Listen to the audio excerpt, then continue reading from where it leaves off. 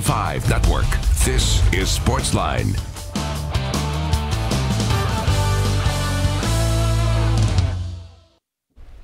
Good evening, everybody. Welcome to Sportsline. I'm Jon Burton here on NewsChannel 5 Plus. Glad to have you with us. It's the Wednesday extravaganza. We're happy to be here with you. Myself, our very enthusiastic producer, Taylor Prey, taking your phone calls. You know the number, 737-7767 is the number to call. Anything on your mind in the world of sports is fair game. Really want to hear from the Predators fans tonight. You know, this team's won 9 straight games now, and they host the Anaheim Ducks tomorrow as they go for 10. And there's really not a whole lot negative you can say about this club. They've been able to come back in games, kind of a sluggish game last night against the Stars, but they get 2 goals in the third period. Pekka Rinne, another shutout, his 7th of the season, playing some of his best hockey right now. I dare you to find a better goaltender in the National Hockey League right now than Pekka Rinne, the way he's playing. Mike Fisher's back. He's contributing. Ryan Hartman, the guy they traded for last week from the Blackhawks, he gets a goal last night to break a scoreless tie in the third. You really have to be impressed by what you see by the Nashville Predators. So, Preds fans, want to hear from you tonight. How are you feeling? How confident are you feeling in this team to be able to get back to and this time win the Stanley Cup Final? So we'll take your Preds calls throughout the night as well. SEC tournament underway in St. Louis. A final now. Georgia beats Vanderbilt 78-62. So the Commodores season most likely is over. A sub-500 record both overall and in the SEC. Not likely to make any postseason tournaments. And the Commodores just didn't shoot well. Georgia did a great job guarding the perimeter tonight, limiting 3-point opportunities for the Commodores. So Georgia moves on, and Vanderbilt is one and done in the SEC tournament. Coming up, bottom of the hour, we're going to talk to Adam Sparks, who covers Vanderbilt athletics for the Tennessean, get his thoughts on the game, the season for the Vanderbilt Commodores, second year under Bryce Drew, and get a sneak peek as to what we can expect next year from the Vanderbilt basketball team. A season much like last year. Started off slow, kind of got hot towards the middle, towards the end, but kind of ran out of gas there, did the Commodores. So Bryce Drew's second season is done.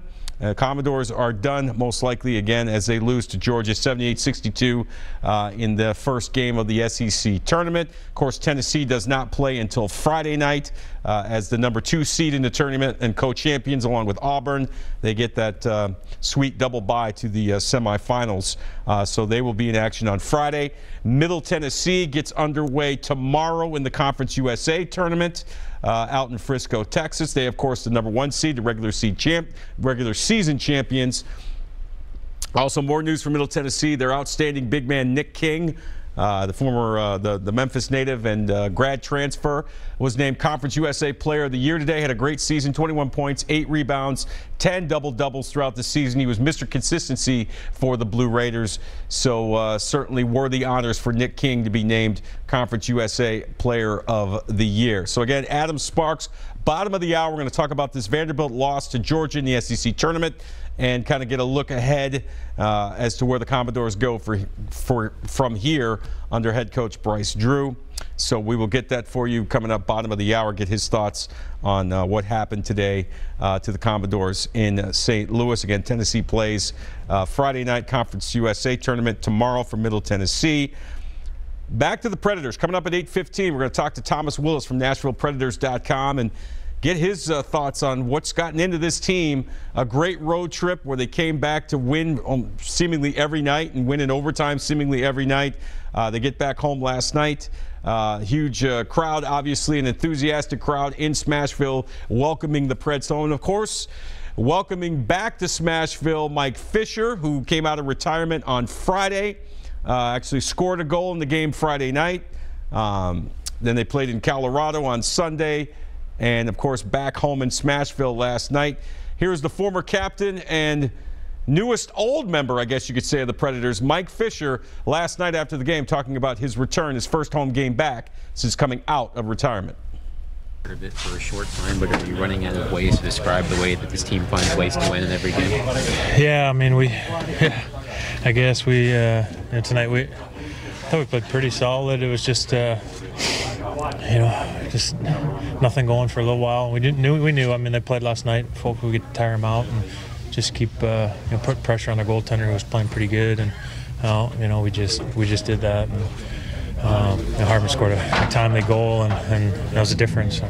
You said this morning you were excited just thinking about being back in here. How was it being back in here? Yeah, it was fun. I enjoyed it, and it was a fun night full of a little bit of emotion, and obviously getting a win, it felt good. So.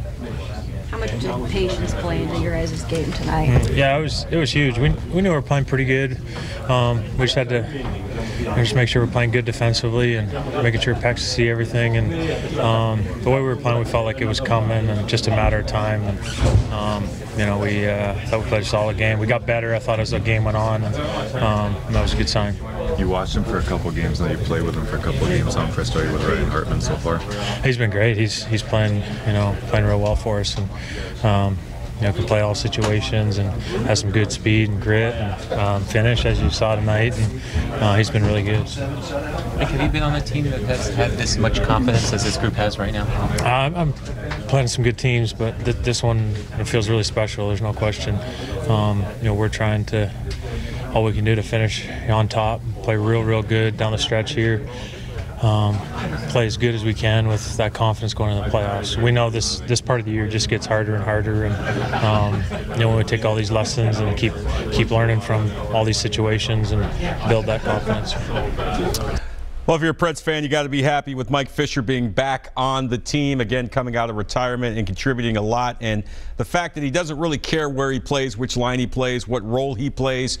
He just wants to be a part of this. You heard him say it, that this is a special hockey team that's having a special season. The hope is, if you're a Preds fan, that they're not using all this specialness here in the regular season and they save some for the playoffs. But the Predators barreling towards that #1 seed in the West, where they would get home ice advantage in every series they play. And you folks remember from last year what a great advantage Bridgestone Arena is during the playoffs. Those crowds are loud, they're boisterous, it's intense. It's a great atmosphere. So the Predators looking good right now. They'll go for 10 straight wins tomorrow night against Anaheim. And as you look back to last night's game, you also heard Mike Fisher mention how well Ryan Hartman is playing, a guy they traded to get from the Chicago Blackhawks last week at the deadline. He's already contributed with a lot of key goals, and his backhand goal last night gave the Preds a lead they would not relinquish.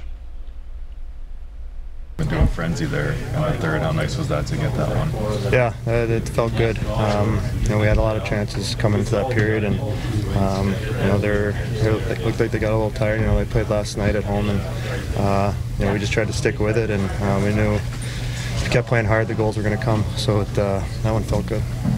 When you take a hit, give a hit, that kind of thing, get involved, does that help your overall game get going? Maybe it did tonight. I think so. I think it kind of wakes me up a little bit. Obviously you want to get into it right away with some type of physicality or some type of high pressure, high speed shift to start the game.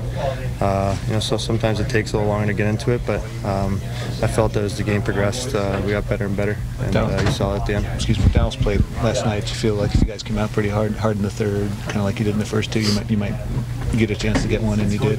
Yeah, we knew it was only a matter of time. Like you said, they played last night, and you can tell they're after that last minute in the second period, we kind of wore them out a little bit and took some wind out of their sails, and we just wanted to have a really good strong period, third period, and we did that. Your thoughts on Smashville and your first time here as a Predator?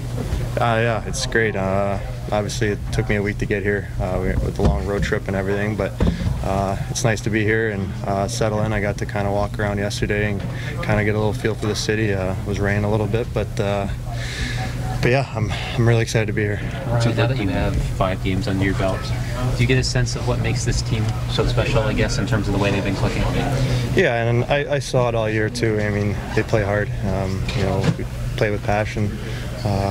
Everyone knows their role and their job, and everyone does it. And we stick to our game plan, and when we do that, it works and it pays off.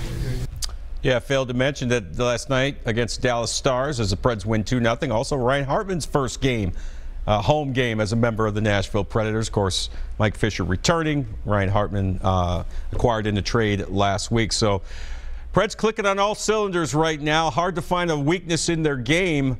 And, again, they barrel towards that #1 seed in the Western Conference. And if they can get that, it's going to be hard-pressed to find a team in the Western Conference that I think that can beat this team 4 times in 7 games the way they're playing. Now, we all know the playoffs are a different animal, right? You know, one team, you steal a home game or you steal a road game in one of the first 2, and then your goalie gets hot. And I'm talking about the opposing team, and next thing you know, you're out of the playoffs. So we'll see what happens going forward, but the Preds certainly look to be in great shape heading towards the postseason. Your thoughts on the Predators? How confident are you that this team is Stanley Cup final bound again for a 2nd straight year?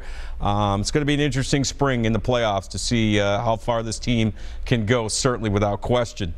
737-7767, as we said, is the number to call. Time for our first break. When we come back, we're going to check in with our good buddy Thomas Willis, who writes for NashvillePredators.com. Of course, he covers the Preds. Get his thoughts on this 9-game winning streak for the guys in gold as they go for 10 tomorrow night against the Anaheim Ducks, and what he sees for this team going forward in the future. Stay with us. Plenty more to come right here on this edition. The Wednesday Extravaganza Sportsline continues right after this.